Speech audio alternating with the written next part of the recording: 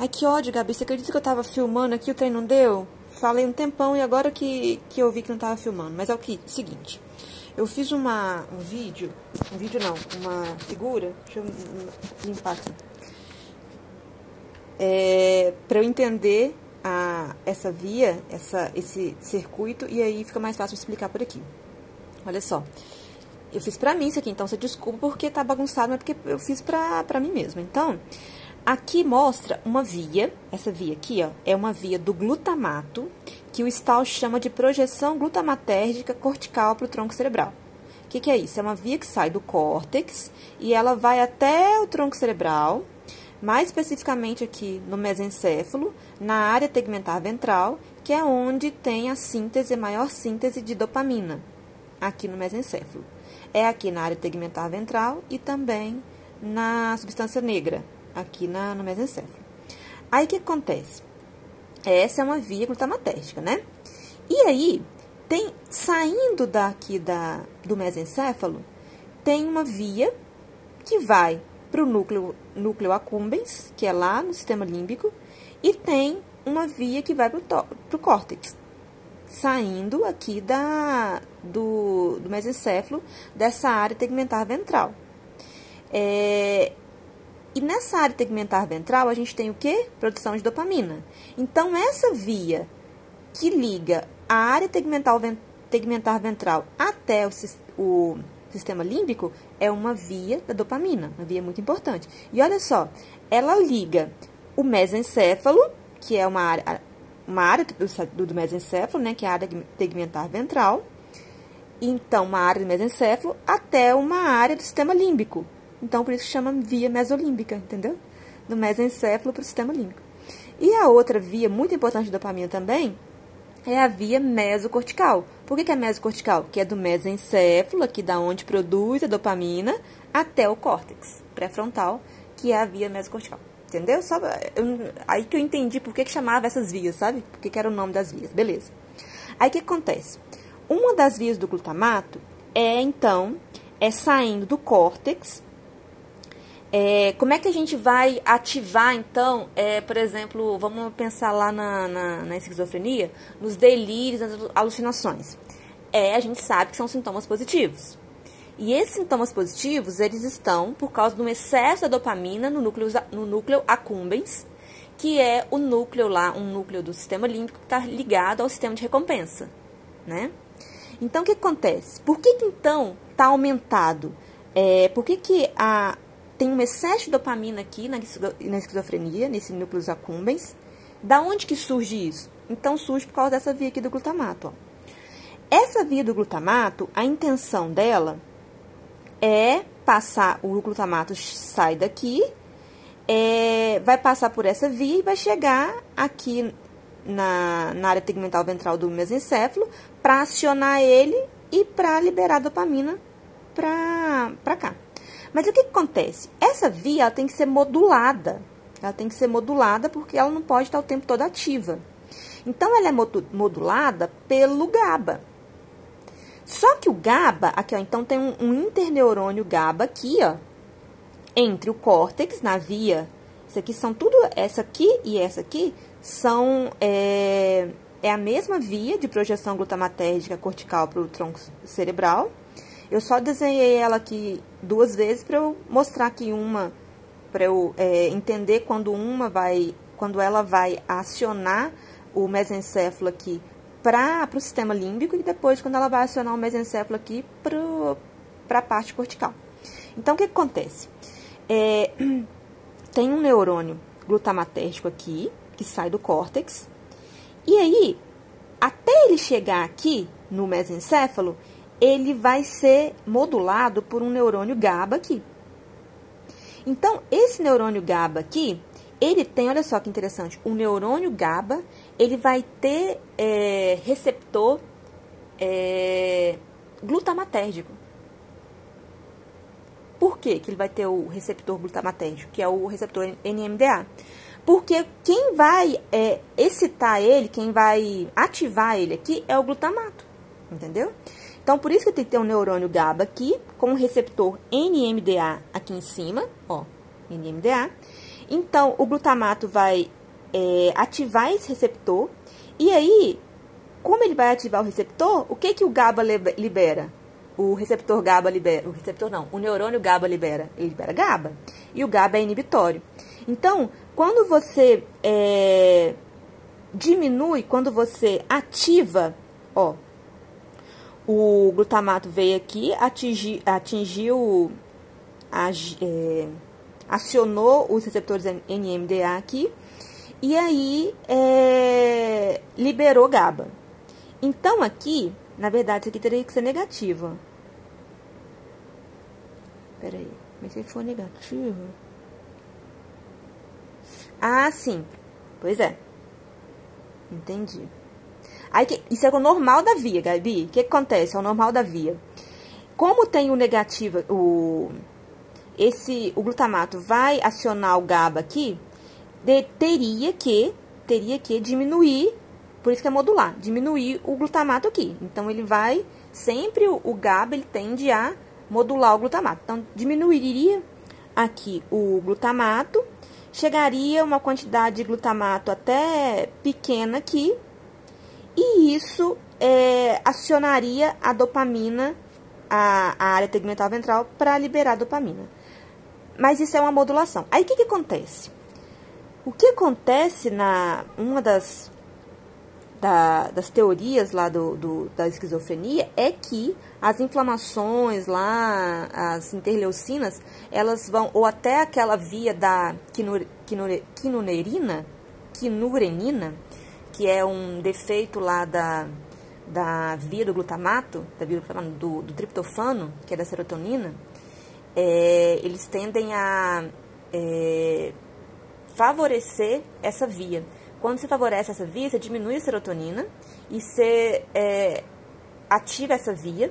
E essa via, das substâncias que ela produz, que é o ácido quinurênico, ele é um antagonista do NMDA.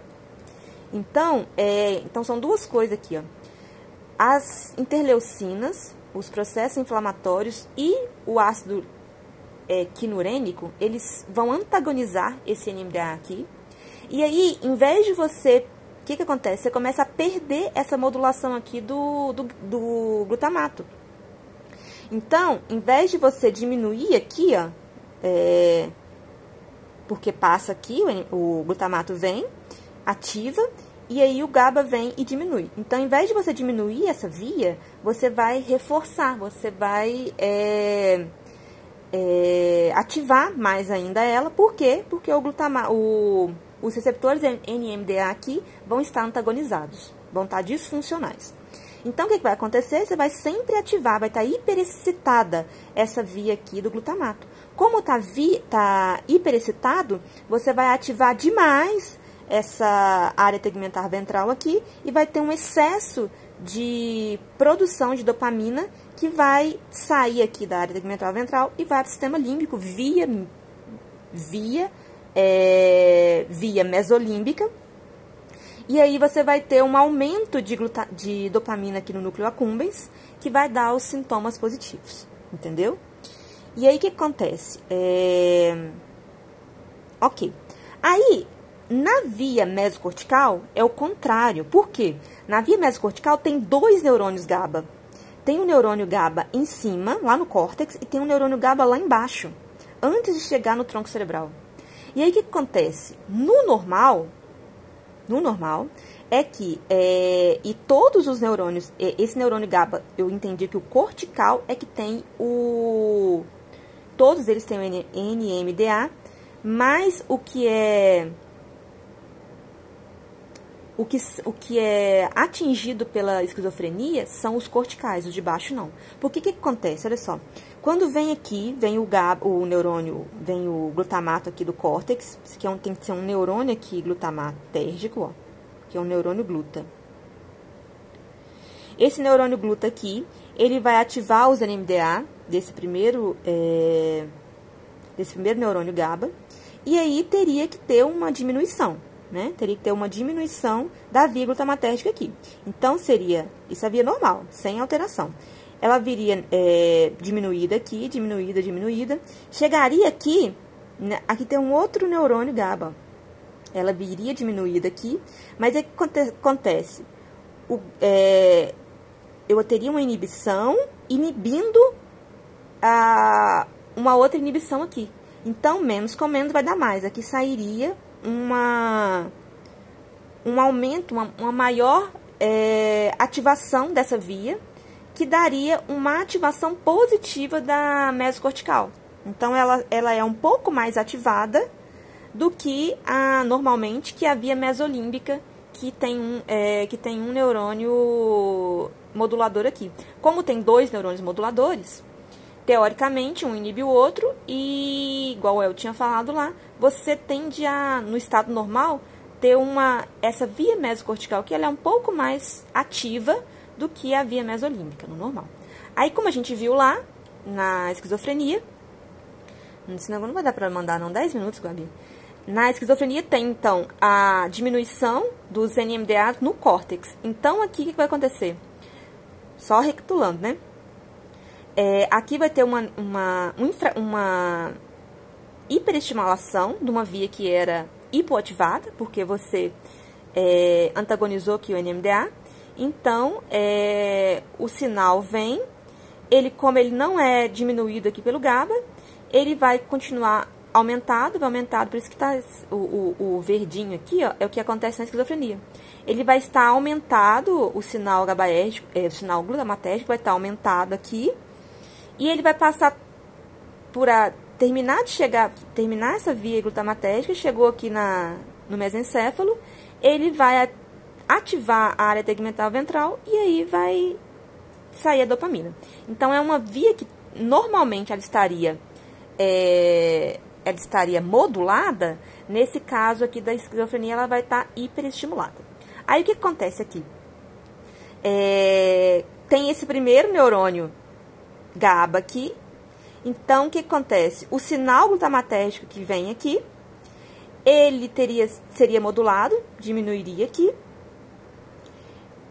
e passaria nesse segundo aqui, diminuiria de novo, e aí, menos com menos vai dar mais, seria, como a gente falou, seria uma via mais favorecida, mais excitada. Mas aí o que acontece na esquizofrenia?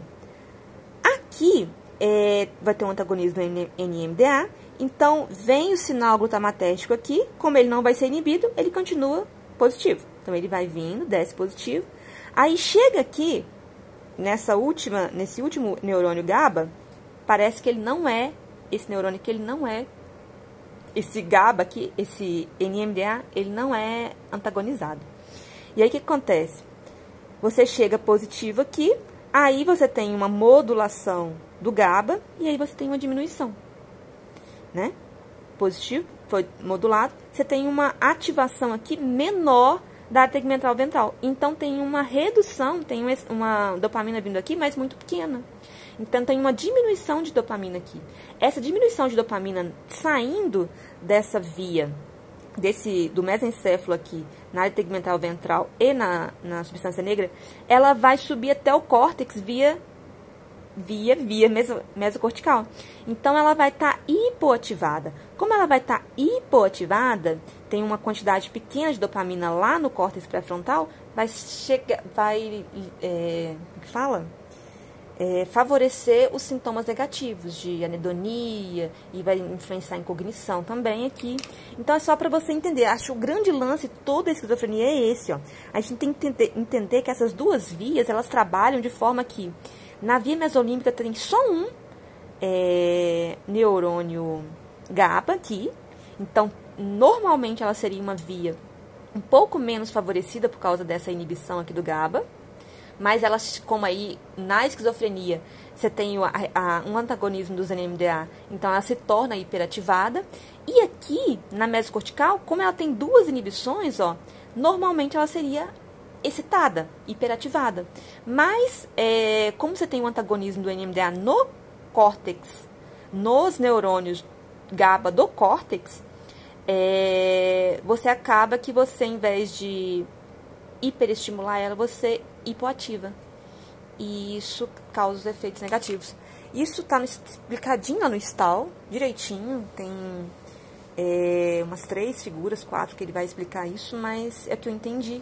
E aí, toda essa explicação da modulação do GABA do glutamato pelo GABA é por causa desses receptores aqui NMDA. Tem também o AMPA, mas grande parte deles é esse NMDA. Então, é muito interessante a gente entender que vai ter receptores NMDA no neurônio glutamatérgico.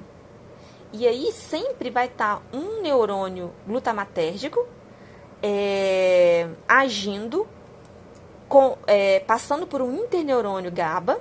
E esse interneurônio GABA, que vai ver, o glutamato vem lá do neurônio glutamatérgico, sai o glutamato, se liga ao NMDA do receptor GABA, do NMDA, isso é um receptor, né? Ele se liga ao receptor NMDA do neurônio GABA, e aí, a partir disso, libera GABA. E libera GABA para o próximo neurônio, que provavelmente é um neurônio glutamatérgico, para modular ele, para diminuir ele. É a partir disso que o GABA consegue modular o glutamato. E outra coisa que eu ia te falar, no TDAH, no TEA que acontece, que o Elton explicou, isso que acontece, essa displasia cortical que acontece, vai ter erros na disposição da substância cinzenta e da branca, né? Então, lá na migração, tem erros da migração lá no desenvolvimento embrionário, porque as células, elas saem lá do núcleo, você viu, naquela substância periaquidutal, do lado ali do aqueduto de Silves. Então, vai ter um grupo de células ali ependimárias que elas vão migrar, vão sair dali e vão até o córtex lá para formar a substância cinzenta. Aí, o que acontece? Elas param no meio do caminho, né? Tem algum erro lá de proteína que ele falou, na síntese das proteínas, e essa substância ela para no meio do caminho. Então, você vai ter substância cinzenta no meio de substância branca. E aí, o que acontece? Isso causa uma confusão, uma bagunça ali na citoarquitetura neuronal, porque você